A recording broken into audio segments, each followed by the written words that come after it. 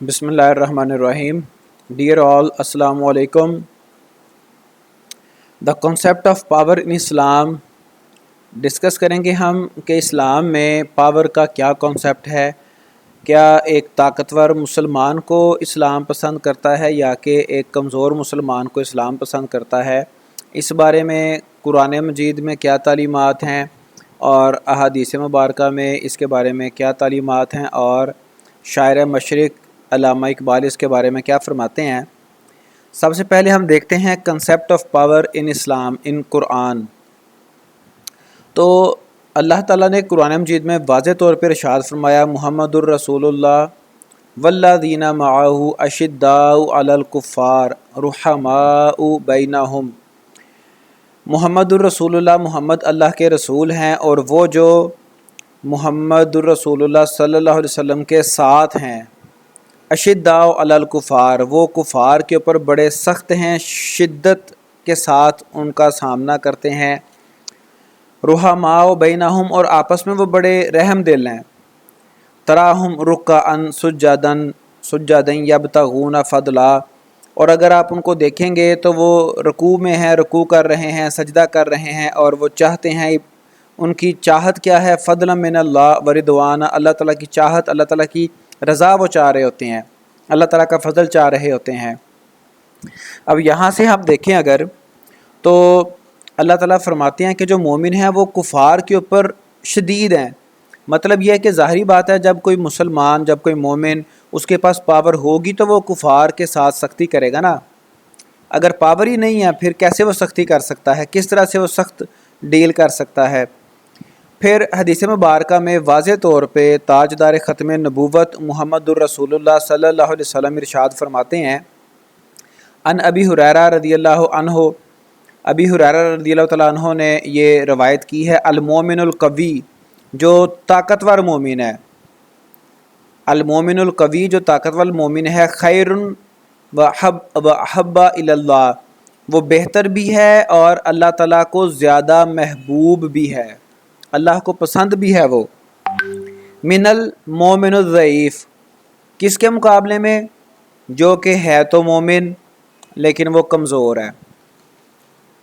اب یہاں سے واضح طور پہ ہمیں یہ پتہ چل رہا ہے کہ اگر دو مومن ہیں دونوں مومن، اور ان میں سے ایک طاقتور ہے اور ایک ضعیف ہے، تو اللہ تعالیٰ فرماتے ہیں کہ جو طاقتور ہے، جو قوی ہے، وہ بہتر بھی ہے اور اللہ اس سے محبت بھی فرماتا ہے. ٹھیک ہے جی. وفی کل خیر، خیر تو بہرحال ہر قسم کے طاقتور یا کمزور ہر مومن میں خیر ہی خیر ہے. تو یہ حدیث مبارکہ آگے بھی چل رہی ہے. تو یہاں سے ہمیں یہ پتہ چلتا ہے کہ اسلام طاقت کو پسند کرتا ہے، مومن کی طاقت کو اسلام لائک کرتا ہے. اب علامہ اقبال نے اس کے بارے میں بے شمار جگہوں پہ آپ کے اشعار ہیں. سب سے پہلے ایک ابو الاعلیٰ معری کے نام سے ایک سکالر ہو گزرے ہیں، جن کا پورا نام احمد بن عبداللہ بن سلیمان مارات النعمان تھا. تو 973 عیسوی میں ان کی پیدائش ہوئی. یہ بچپن میں ہی کہیں ان کو کوئی بیماری لاحق ہوئی اور یہ نابینا ہو گئے. اور ان میں خاص بات ایک یہ تھی کہ یہ گوشت نہیں کھاتے تھے، یہ عام طور پہ پھل پھول سبزیوں وغیرہ پہ، فروٹس وغیرہ پہ یہ گزارا کرتے تھے. 4 سال کی عمر میں ان کو چیچک ہوا اور بیماری بنائی ان کی جاتی رہی. حافظہ ان کا بڑا کمال کا تھا اور 1058 ان کی زندگی کا آخری سال ثابت ہوا. لیکن ان کی خاص بات جو ہے وہ یہ تھی کہ یہ ساری عمر انہوں نے گوشت نہیں کھایا. اب ان کا ایک واقعہ علامہ اقبال نے اپنے اشعار میں بیان کیا اور اس میں ایک بڑا اہم لیسن دیا. کہتے ہیں کبھی گوشت نہ کھاتا تھا معاری، پھل پھول پہ کرتا تھا ہمیشہ گزر اوقات. ایک دوست نے بھونا ہوا تیتر اسے بھیجا، شاید کہ وہ شاطر اسی ترکیب سے ہو مات. مطلب یہ کہ جو تیتر بڑا لذیذ ہوتا ہوگا، تو بڑا لذیذ اس نے کھانا ایک گوشت بنا کے بھیجا کہ شاید وہ اسی ترکیب کے ساتھ ہم معاری کو گوشت کھلا سکیں. یہ خوان تر و تازہ معری نے جو دیکھا، کہنے لگا وہ صاحب غفران و لزومات، اب یہ صاحب غفران اللزومات سے کیا مراد ہے؟ غفران، رسالت الغفران اور لزومیات یہ معاری کی تصانیف ہیں. چونکہ یہ اسکالر تھے تو وہ کیا کہنے لگے، کیا کہتے ہیں آگے؟ اے مرغا کے بیچارہ ذرا یہ تو بتا تو، وہ جو بھنا ہوا تیتر تھا اس سے مخاطب ہوئے اور اس سے پوچھا کہ ذرا تو یہ تو بتا تیرا وہ گناہ کیا تھا، یہ ہے جس کی مکافات، کہ تو نے ایسا کون سا گناہ کیا تھا کہ تجھے ذبح کیا گیا، تجھے بھونا گیا اور میرے سامنے پیش کیا گیا، کیا تیرا گناہ تھا؟ افسوس صد افسوس کہ شاہین نہ بنا تو. یہاں پر اب یہ کانسیپٹ آف پاور علامہ اقبال ارشاد فرما رہے ہیں، افسوس صد افسوس کہ شاہین نہ بنا تو، دیکھے نہ تیری آنکھ نے فطرت کے اشارات. فرماتے ہیں کہ تو شاہین نہ بن سکا اور تو نے فطرت کے قوانین کو نہیں سیکھا، فطرت کے اشارات کو تو نے نہیں دیکھا، ان کو نہیں سمجھا. تقدیر کے قاضی کا یہ فتویٰ ہے ازل سے، یعنی کہ یہ یونیورسل لا ہے، اللہ تعالیٰ کا قانون ہے جرم ضعیفی کی سزا مرگ مفاجات. تو جرم ضعیفی، ضعیف کہتے ہیں کمزوری کو، تو کمزوری کو ایک جرم کہا علامہ اقبال نے. ہے جرم ضعیفی کی سزا، جو کمزوری کی سزا ہے وہ کیا ہے؟ مرگ مفاجات، مطلب اچانک موت، یعنی کہ جسے کہتے ہیں کہ ناحق موت. ٹھیک ہے جی. اب یہ ہے علامہ اقبال کا فلسفہ طاقت، فلسفہ فلاسفی آف پاور. پھر ایک اور جگہ پہ علامہ اقبال ارشاد فرماتے ہیں، یہ تو ایک جنرل، ایک جو ابو الاعلیٰ معاری ہیں ان کا ایک واقعہ یہاں پہ ایکسپلین کر دیا، اور اس کا جو تیتر تھا اس کے بارے میں فرما دیا. اب جو نیگیٹو پاور ہے، یعنی کہ پاور کسی ایسے بندے کے پاس جو کہ مومن نہیں ہے، سکندر و چنگیز کے ہاتھوں سے جہاں میں 100 بار ہوئی حضرت انسان کی قبا چاک، تاریخ امم کا یہ پیام ازلی ہے، صاحب نظراں نشہ قوت ہے خطرناک. یعنی کہ امتوں کا، قوموں کا یہ بڑی دیر کا پیغام ہے یا ان کا میسیج ہے، کن کے ہاں صاحب نظر جو لوگ ہیں، جو سمجھتے ہیں نشہ قوت ہے خطرناک، کہ جو قوت کا جو نشہ ہے وہ بڑا خطرناک ہے. اب نشے کی کئی ایک اقسام ہو سکتی ہیں، شراب کا نشہ ہے اور بے شمار نشے، لیکن جو قوت کا نشہ ہے، بندہ کسی دوسرے کو بندہ ہی نہیں سمجھتا. اس کو آپ انفرادی معاملات میں دیکھ لیں یا پھر اجتماعی معاملات پہ دیکھ لیں یا پھر آپ اس کو اقوام عالم میں دیکھ لیں. جس بندے کے پاس پاور ہوگی وہ دوسرے کو سمجھے گا کہ جو میں نے کہہ دیا بس ویسا ہی ہونا چاہیے، اس کی مجال کیا کہ اس نے میری بات کو رد کر دیا. اس سیل سبق سیر و زمین گیر کے آگے، سیل کہتے ہیں سیلاب کو، سبق سیر جو کہ بڑی تیزی کے ساتھ پھیلتا ہے، جو بڑی تیزی کے ساتھ مطلب پہنچتا ہے، اور زمین گیر جو کہ زمین کو اپنے لپیٹ میں لے لیتا ہے. یعنی کہ علامہ اقبال نے جو نشہ قوت ہے اس کو ایسا سیلاب سے تشبیہ دی ہے جو کہ بڑی تیزی کے ساتھ ساری زمین کو اپنے لپیٹ میں لے لیتا ہے. عقل و نظر و علم و ہنر ہیں خس و خاشاک، اس کے آگے، اس سیلاب کے آگے جو عقل ہے، نظر ہے، علم ہے، ہنر ہے، یہ سارے کے سارے کچھ بھی نہیں ہے. جو قوت کا نشہ ہے وہ اس کو کچھ بھی نہیں سمجھتا، وہ کسی کو کچھ نہیں سمجھتا، وہ کہتا جو میں ہوں، میں وہی، جو میں نے کہہ دیا بس وہی حرف آخر ہے. لادیں ہو تو ہے زہر ہلاہل سے بھی بڑھ کر.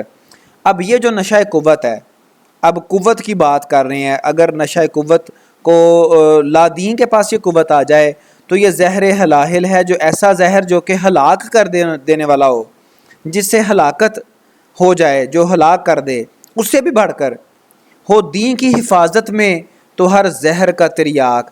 یعنی کہ اگر یہ قوت، اس قوت کی بات کر رہے ہیں کہ اگر یہ قوت دین کی حفاظت کے لیے ہو، یعنی کہ مومن کے پاس قوت ہو. اگین یہاں پر علامہ اقبال مومن کی قوت کو اپریشیٹ کر رہے ہیں، اور اگر دین کی حفاظت میں تو ہر زہر کا تریاک، پھر ہر بیماری کا، ہر پرابلم کا، ہر چیز کا یہ اینٹیڈوٹ ہوتا ہے، اس کا یہ حل ہوتا ہے، سلوشن ہوتا ہے. پھر علامہ اقبال نے ایک اور جگہ پہ ارشاد فرمایا، جلال پادشاہی ہو کہ جمہوری تماشا، جمہوری تماشا ہو، جدا ہو دین سیاست سے تو رہ جاتی ہے چنگیزی. چاہے بادشاہی ہو یا جمہوریت کے صورت میں پاور ہو، اگر دین سیاست سے علیحدہ ہو جائے تو پھر چنگیزی ہی چنگیزی ہے، پھر خون ریزی ہے، پھر یہ کیا بنتا ہے؟ پھر یہ زہر ہلاہل ہے، پھر یہ زہر کا تریاک نہیں بن سکتا۔ مطلب علامہ اقبال کے نزدیک جو طاقت ہے، جو قوت ہے، وہ اس کو لائق کیا جاتا ہے، لیکن کس صورت میں؟ جب وہ مومن کے پاس ہو، جب وہ دین کے ڈیفنس کے لیے ہو، جب وہ اسلام کے ڈیفنس کے لیے ہو۔ پھر مومن کی خصوصیت علامہ اقبال نے فرمائی ہو حلقہ یاراں تو بریشم کی طرح نرم، رزم حق و باطل ہو تو فولاد ہے مومن۔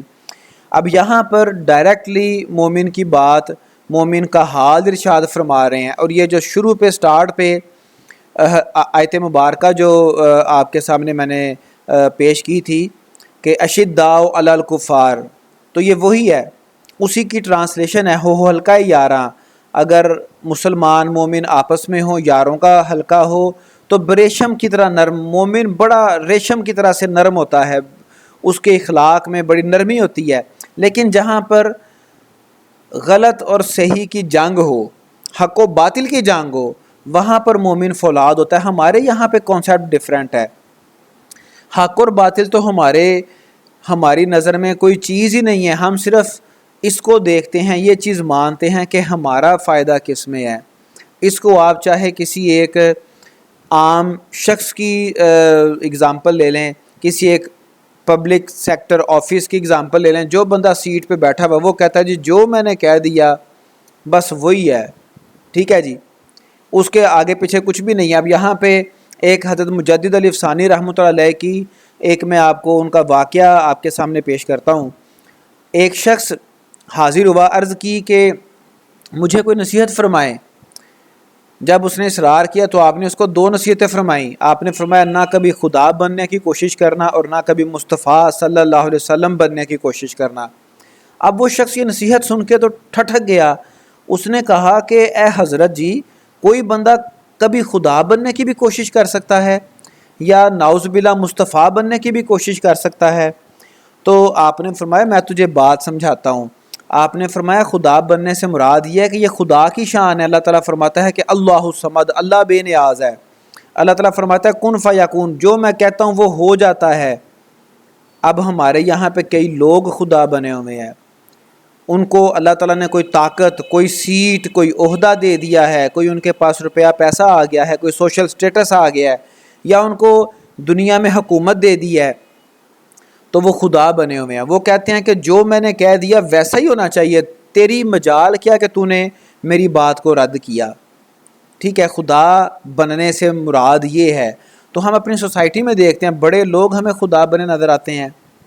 تو آپ نے فرمایا کہ نہ کبھی خدا بننے کی کوشش کرنا اور نہ کبھی مصطفیٰ بننے کی کوشش کرنا۔ مصطفیٰ صلی اللہ علیہ وسلم بننے سے کیا مراد ہے؟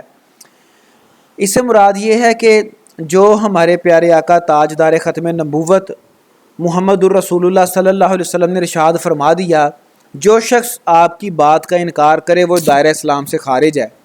اب یہ جو اتھارٹی ہے یہ پیارے آقا صلی اللہ علیہ وسلم کے پاس ہے۔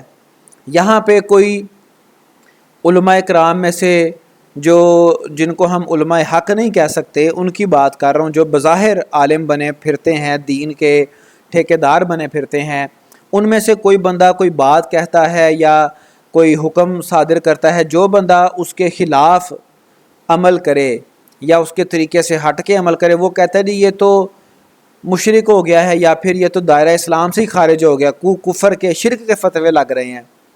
تو اس میں سے پہلی جو نصیحت ہے وہ ڈائریکٹ جو طاقت کا غلط استعمال ہے اس سے ریلیٹڈ ہے۔ دوسری، چونکہ بات ایک مکمل آپ تک پہنچانے کا مقصد تھا، تو دوسری تھوڑا آؤٹ آف کانٹیکسٹ ضرور ہے، لیکن پہلی بات ایگزیکٹلی ہمارے یہاں پہ بے شمار لوگوں کو طاقت ملی ہوئی ہے اور اس طاقت کو بڑا نیگیٹیولی استعمال کر رہے ہیں۔